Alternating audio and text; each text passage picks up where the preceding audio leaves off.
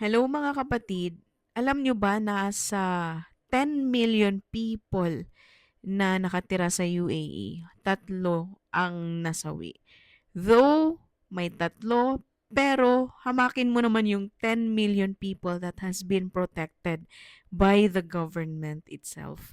At even yung mga tourist, ang ginawa ng government, pinag-extend nila 'to at sila ang nagbayad sa hotel. Though hindi nila kasalanan bakit sila inattack ng Iran, 'di ba?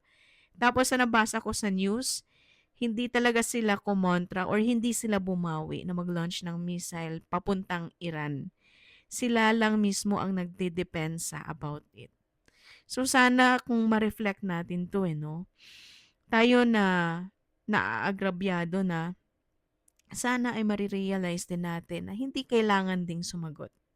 Hindi din kailangan na maging loud ka para ikaw ay madinig. Hindi din kailangan na sisigaw ka, di ba? Kagaya ng UAE. Nananahimik sila, sinalulang nila yung mga balang nagliliparan.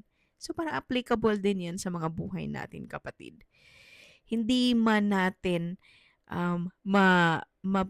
predict yung future. Kasi sa kanila, lumipad lang bigla yung missile, tapos gera na, di ba?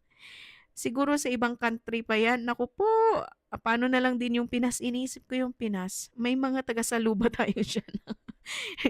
May mga ano ba tayo, mga defense system tayo dyan sa Pinas. Pakisagot nga. Kasi parang, baka sabi nila, yung iba, sabi nila mga aswang na lang na ipanlaban sa gera. Paano yun? Nakakatawa kasi sa gitna ng giyera nakakatawa pa rin yung mga Pinoy, eh, 'no? Pero ang point ko lang is sobrang safe ng UAE. Kasi bakit? Hindi lang siya safe when it comes sa safety itself, ha. Safe siya kasi yung mga tao do'n nagrerespetuhan. Kaya yung mga Pinoy, nagtataka ako, nadidisiplina naman kayo sa Pinas, ay sa Pinas, sorry, sa ibang bansa. So dapat sa Pinas din, 'di ba? Pero ang pansin ko din sa mga Pinoy na nasa ibang bansa is sila yung mga matitino na, eh. Yung mga halos walang bias, ha, pero mga siguro 80% na nasa Pinas ay lumipad na sa ibang bansa ay matitino. Mm. Sorry to say.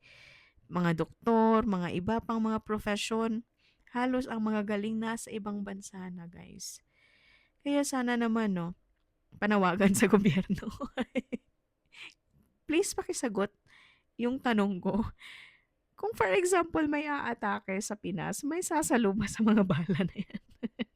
Baka ilang tira lang.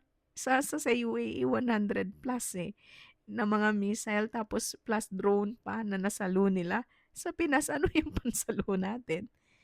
Kaya yun lang naman. Kaya ingat lagi, guys. And always, always remember this. You are loved, you are valued. Bye.